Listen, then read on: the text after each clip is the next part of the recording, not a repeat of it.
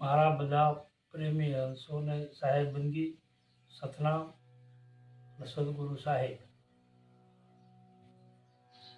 સંતો મહાન પુરુષો જે કાંઈ અનુભવ ભીતરની અંદર જે કરી અને જે બહારે દર્શાવ્યું છે વાણી દ્વારા, એમ બધાય સતનામ સતનામ સત્ય કહે છે. તો સત્ય એવું આ શરીરની માલિકા શું છે?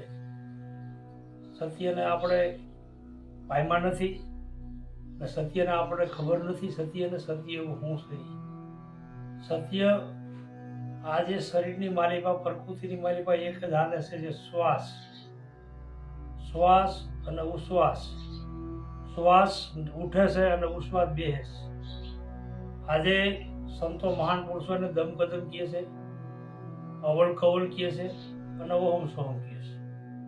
આ ત્રણની વ્યાખ્યામાં સંતો શ્વાસ ઉશ્વાસને બતાવે છે. સત્ય શ્વાસ છે એમ સંતોનો મત કેવો છે.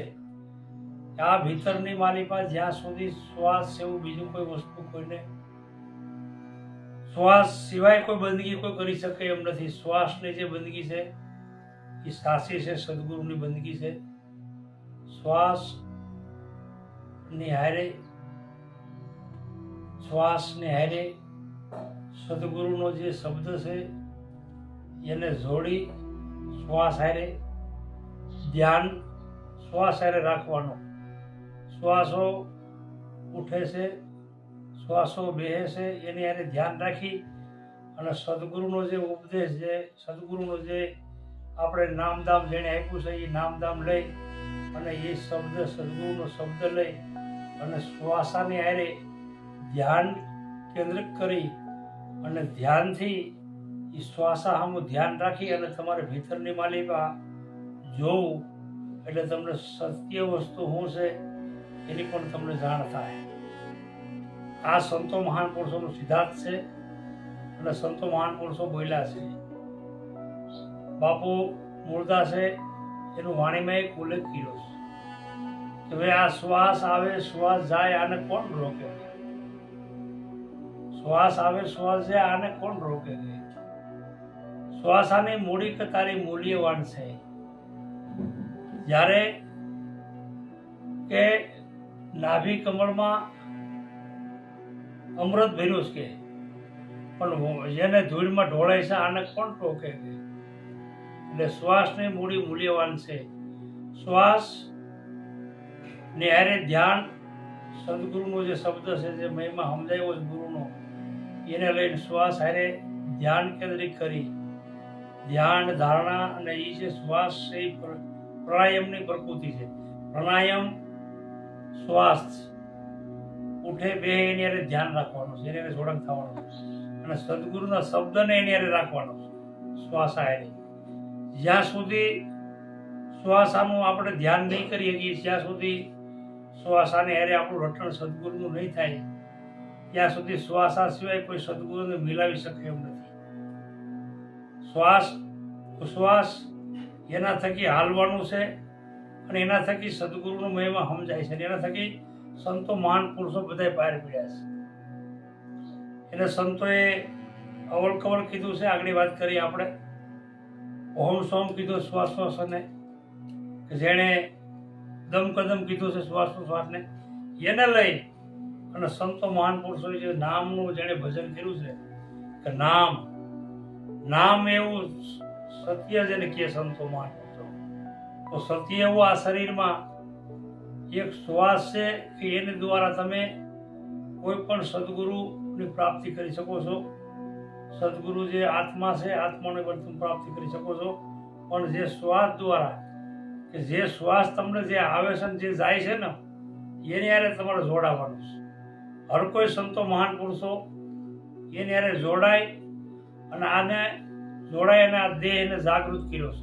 અને દેહ જાગૃત થયા પછી આ પ્રકૃતિનું એને ભાત થયો છે. ત્યારે એના દેહ જાગૃત થયા પછી કામ, ક્રોધ, લોભ, મોહ અને માયા, આ જે પાંચે ઇન્દ્રિયો છે એ જ્યારે સદગુરુનો મિલાપ થાય ત્યારે પણ નાશ થઈ જાય છે. ભગવાન મહાદેવનો એક એવું વાત છે કે જ્યારે ત્રિનેત્ર ખુલ્યું પ્રભુનું, મહાદેવનું, ત્યારે કામનો નાશ થઈ ગયો. એમ આ જે 5 ઇન્દ્રિયો છે, કામ, ક્રોધ, લોભ, મોહ અને માયા, સદગુરુને જે કૃપા થાય ત્રિકુટી જાય, ખુલી જાય છે દ્વાર, અને જેને સૂક્ષ્મ સદગુરુની પ્રાપ્તિ થાય એની માટે આ જે કામ, ક્રોધ, લોભ, મોહ, માયા નો પણ નાશ થાય છે. જ્યાં સુધી ભજન, સદગુરુનું ભજન એટલે કે પેલા તો આ ભાવ આપણને મળ્યો છે અને એની માલિકા પાછો આપણો જન્મ છે. ભવ જ અને ન એટલે નામ, આનું આ ભજન છે. સંતો મહાન પુરુષોએ આ ભજન કર્યું છે. ભજનમાં સાહેબ કબીર બોલ્યા છે, મસ્ત એના જેને લાગ્યા શબ્દના બાણ.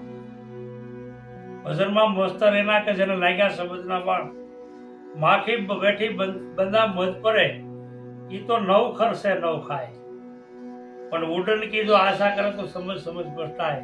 ભજનમાં મસ્ત એના જેને લાગ્યા શબ્દના બાણ.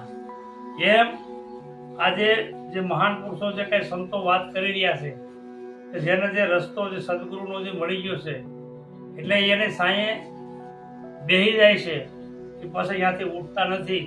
કેમ કે એની સાયા છે ને 14 લોકમાં છે.